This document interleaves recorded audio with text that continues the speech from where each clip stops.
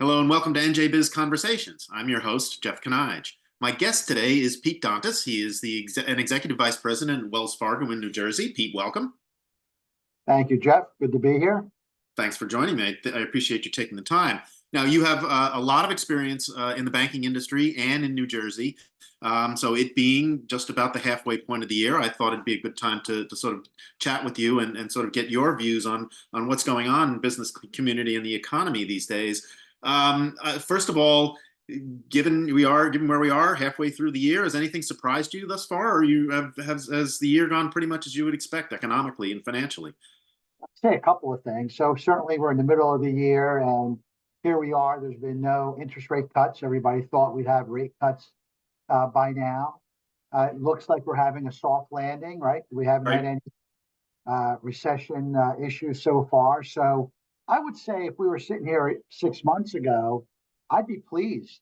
I would have been pleased to be where we are. So I'm actually happy to be, where the economy is, where unemployment is, and where growth is through the middle of the year. Okay. Now it's really interesting because interest rates are that seems to be the starting place for most of these conversations. Is that where it works for you when you're talking to clients and customers? Is what the Fed is going to do and what they have done? Is that the sort of most important thing on people's mind? If it's not the most important, it's one of the most important. Okay. And I think what that does, Jeff, is it does tend to maybe drive decisions as it relates to borrowing, right? Our business is a combination of lending money to companies, working with them on their treasury management needs, capital markets needs, but lending is a big part of the business. And with where rates are right now, and we use SOFR as our short-term rate. It used to be LIBOR. LIBOR doesn't exist anymore. SOFR is about 5.3. When you add some spread to that, you're looking at the cost of bank debt at 7%, give or take. Companies are really, that's a big part of their decision process compared to maybe where it was 2-3 years ago and maybe where they thought it was going to be at this time of the year. So I think that is driving decisions based on, for working capital, for capital expenditures, maybe even M&A. So I think that is a discussion.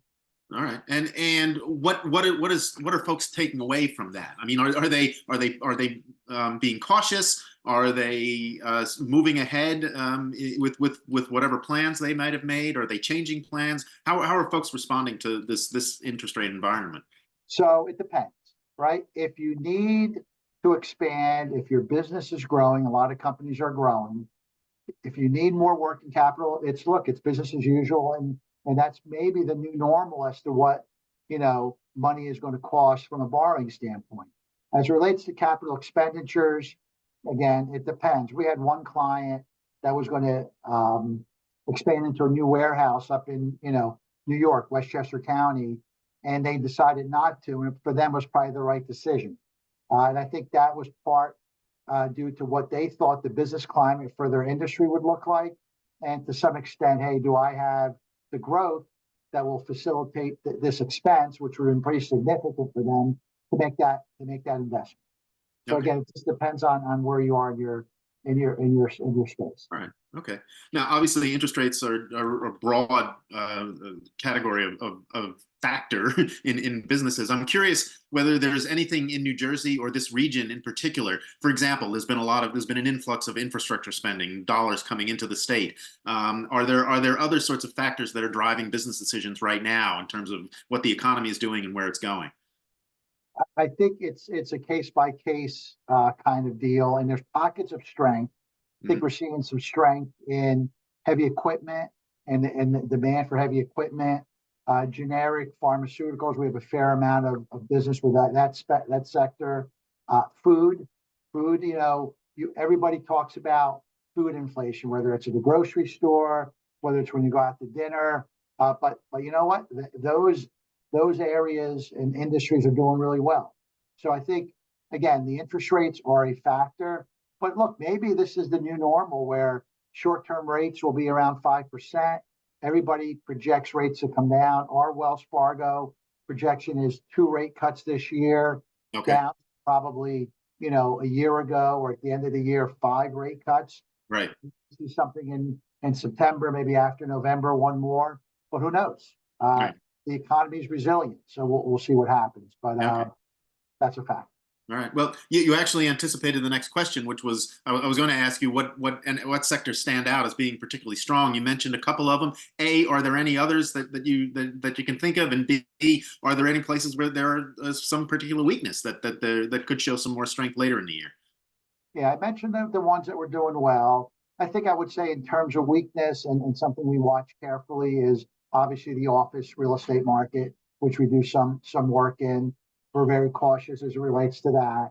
Multifamily housing, which has been a strength, Right. and there's a lot of construction throughout the country and certainly in New Jersey, is something that we also keep an eye on. So I think those two are, you know, cautiously optimistic, but you have to keep an eye on and really work with the strong, whether it's developers or strong partners in that space, and make sure your client selectivity is on.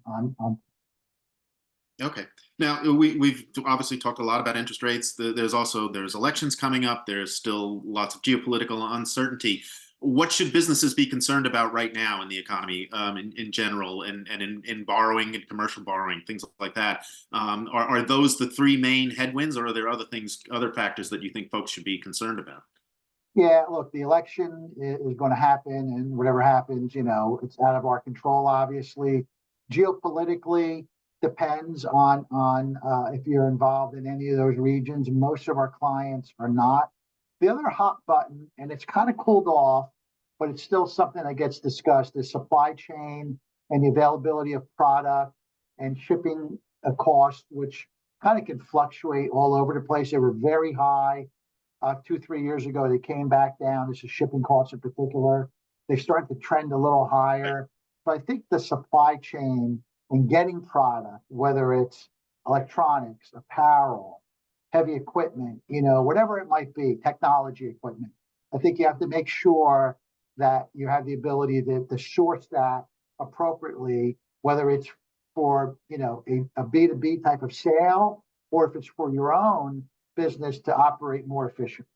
Right. Well, yeah.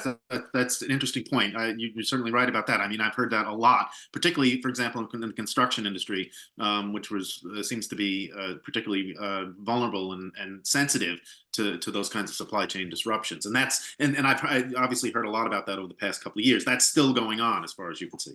For sure. Yep. Yeah. Okay. All right. Well, I was going to ask you about the possibility of a recession in the second half, which back in the end of last year, early part of this year, a lot of folks might have been expecting. If Wells Fargo was expecting 2 rate cuts, I'm guessing you're thinking the economy is going to be relatively strong the second half of the year. Look, I think, and Wells Fargo thinks, more importantly, what Wells Fargo thinks. Right. No, right. no, you too. That's why you're here. Soft landing. It certainly feels like a soft landing. Our forecast for GDP is, I'm looking at my notes here, 2.3% for this year, 1.9% for next year. So that certainly implies some level of growth, right? Unemployment hovering in that 4% range, which is what we're at right now. And then the rate everybody likes to look at is the 10-year. It's about 4.3% today. Maybe it drifts down to about 4%, maybe a little lower next year. But those are all, pretty sustainable type numbers. If we can, again, is it the Goldilocks kind of economy? Its stock market's doing very well, right? Right. I think if we can keep what I just said going in terms of unemployment, GDP rates, I think we're in for some decent growth, and I think people will be, for the most part, pleased with where we're going with the economy. Okay, well, it's that, and then the question is sort of the vibes question, because back when folks were expecting a downturn at some point, it was considered to be sort of a self-fulfilling prophecy. The more people expected it, the more likely it was to happen. What I hear you saying is that it's and especially now, if, as you say, the stock market is doing well, housing prices are holding up, folks still feel a little bit flush, and that's got to have some sort of salutary effect throughout the rest of the economy. Yes.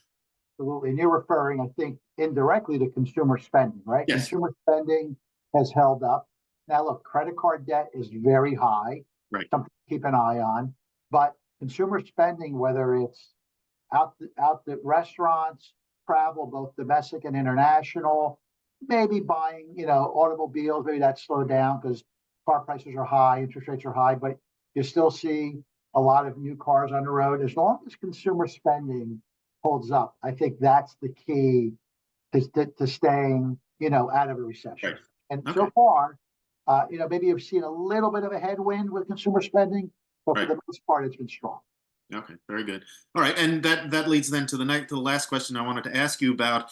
How does how does that translate into what you're hearing from clients and customers? Are they confident and optimistic about what the rest of the year looks like, or are they worried because of all the various headwinds that we've been talking about? What do you get or do you not get a sense at all? I mean, of where people are. Is it difficult to read, or do you get a sense for what kind of decisions folks are going to be making? No, I think I get a pretty good sense. And in our space in New Jersey at Wells Fargo, we have a variety of industries, right? Like I mentioned earlier, food, Right. heavy equipment, insurance, some real estate, manufacturing. So we get a nice cross section of industries. And I would say for the most part, Jeff, it's cautiously optimistic. Okay. No one is going to be irrational or, go over the edge or over the top in terms of spending. They're going to, they're going to be calculated as to what they need, whether it's with capital expenditures for, production, equipment, expansion of space, and certainly for people. And then one thing, we can't have a conversation without mentioning AI, right? That's the Right. Okay. buzzword every day on the news and in conversations. I think that we're early stages with AI and how that will contribute to growth and productivity and efficiency remains to be seen. But if you remember, we're both old enough to remember 20, 25 years ago when the internet, Oh, sure. became a thing. There Mhm. was a little bit of let's see what this is all about, and just think about what that has done in terms of efficiency and what we're able to do with things like Uber or getting information online or Spotify with music. Right, we're getting off track a little bit, but I think AI will be the same kind of thing for not just businesses but consumers. But Right. it's too early to really say this is what's going to happen. But that Well, is a that's fact. right. Yeah, that's actually what I was going to say, because what I'm hearing is sort of the same thing. Everybody believes AI is that kind of development on par with the ubiquitousness of personal computers to the introduction of the internet and the widespread use of that. AI seems to be something that everybody is viewing as the next big advance, but they're not sure how it's going to help them personally. Yep. I wish we knew, but boy, I was just at an offsite and you talk about the client acquisition, credit, the typical stuff you would at a banking offsite. But there was a segment on AI, which was probably the most interesting, and you typically wouldn't get that, but in this day and age, it's something that you can't ignore. All right, very good. We will leave it there. We've there's a lot going on. Obviously, it'd be great if you could come back and give us an update about the way things look. Love to do it, Jeff. Really enjoyed chatting with you. Looking forward to it. Pete Dontas, Executive Vice President, Market for New Jersey at Wells Fargo. Thank you very much for joining me. I really appreciate you taking the time. Take care, Jeff. Have a good day. Thank you. And thank you for watching. Until next time, stay safe, everyone.